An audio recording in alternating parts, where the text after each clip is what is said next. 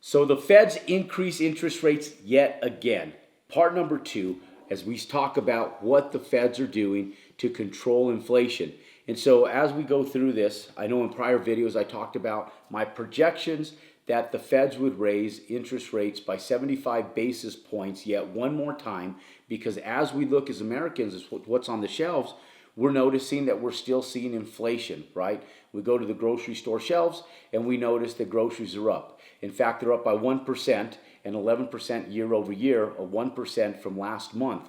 And so when we look at staple commodities and we look at stuff like just simple prime core food items like cereal and milk, last month it was up over 1.5%. When you look at the entire year, it's up over 16%.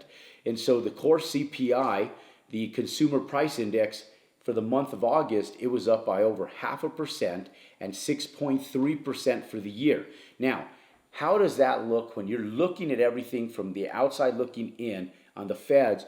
And I explained to you guys that inflation is really due to transport. When we're talking about transport, we're talking about shipping, and we're talking about freight coming in from China and overseas, coming in from the West Coast and the East Coast, and we're sitting back and we go, okay, how do we control this inflation?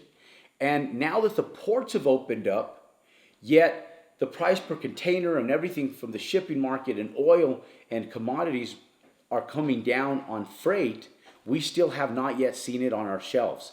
And so the US American people are still feeling it. So we know that the Feds are looking at it saying, okay, when will we see this on the shelves?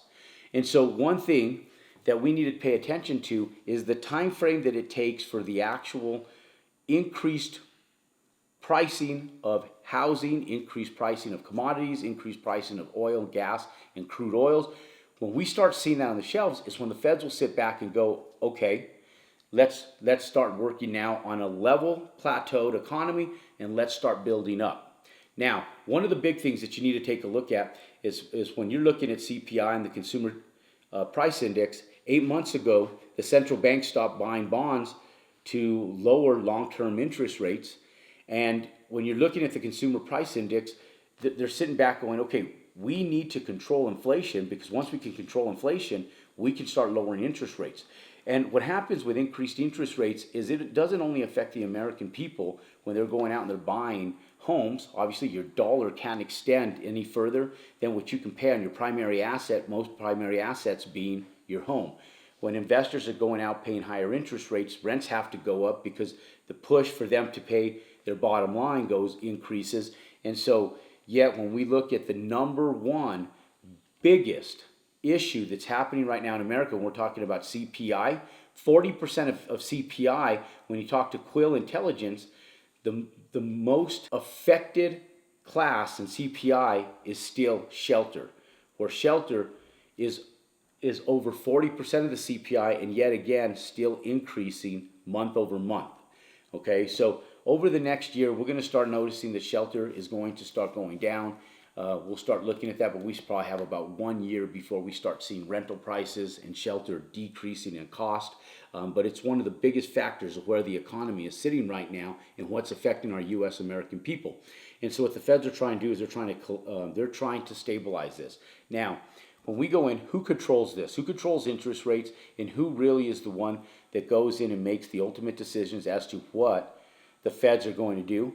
It's Jerome Powell. So when you go in, you talk about who's controlling the Feds and who's in charge of making these ultimate executive decisions, it's going to be Jerome Powell. So what you should be looking at is not what the president is doing, not what they're doing down in Washington at the Pentagon or in the White House, but you should be listening to what Jerome Powell is doing and what the Feds are doing when they're working with the Federal Reserve, and the Federal Reserve is run by our central banks. And the central banks, we really control the finances and the money. We are the beltway to finances and money worldwide. So as we see these rates continue to increase, you're going to notice every 2 weeks from now to the end of the year that there's 27 countries that import and export oil across the United States. So over the next 2 weeks, and every 2 weeks from here to the end of the year, you're going to notice that there's a country that ships oil that's affected by what's happening with our increased interest rates, so much so that the country is nearly close to bankruptcy and they're broke. And so we're going to need to decrease interest rates by the beginning of the year. So what does that mean for investors? As we go in and we start looking at this right now, anytime we see an increase in interest rates, we know that it's a great time to buy real estate, not because of the increased interest rates, but because of the compression of the real estate market. Now, when we look at the market overall and we look at unemployment, we compare it to what's happening, there is some optimism here. And so as an investor, listen to the optimism of where we are in the market so that you can better understand where we're going to be or where we're projected to be as we move into 2023.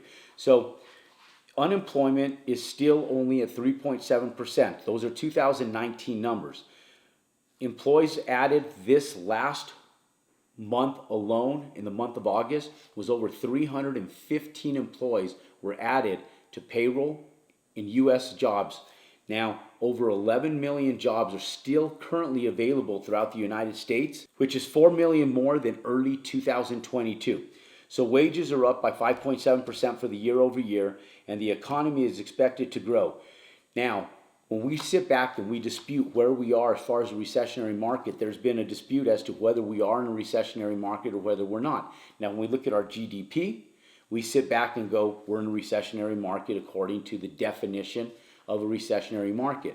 We have 2 negative GDP quarters. Now, my projection is that when the reports come out for the third quarter of 2022, we're going to have one more negative GDP quarter, which means that we have 2 full quarters that we need to pay attention to before we're historically out of what we call a recession, because it takes 2 full quarters to be outside of a recession. We need a positive GDP report for the fourth quarter of 2022, and we need a positive GDP report for the first quarter of 2023. What does that mean for you as an investor? That means that you have another 2 quarters to sit back and take advantage of purchasing discounted prices on real estate. Now, my projection as we move forward, and we have 2 more Fed meetings before we get to the end of the year here in 2022, my projection is that interest rates now will stabilize, because economic standpoints, when you look at unemployment, are pretty stable. Now, because of the price of shipping containers going down over 68% in the last 60 days alone, when you look at July numbers versus August numbers, now looking at what a price to ship a container from China to the U.S. costs today in September, we are down 68% on freight alone. So what that means is we're going to start noticing those price decreases on the shelves over the next 60 days. And as we start noticing this, the Feds are going to sit back and say, okay, we did our job in controlling inflation by increasing interest rates. Now, my question to you is, did they really control inflation by increasing interest rates? Or was this a supply and demand issue from day one? And when the ports were closed during the pandemic and we couldn't get freight from China to the US or overseas anywhere to the United States and vice versa, so distribution was low, it was a supply and demand issue from day number one.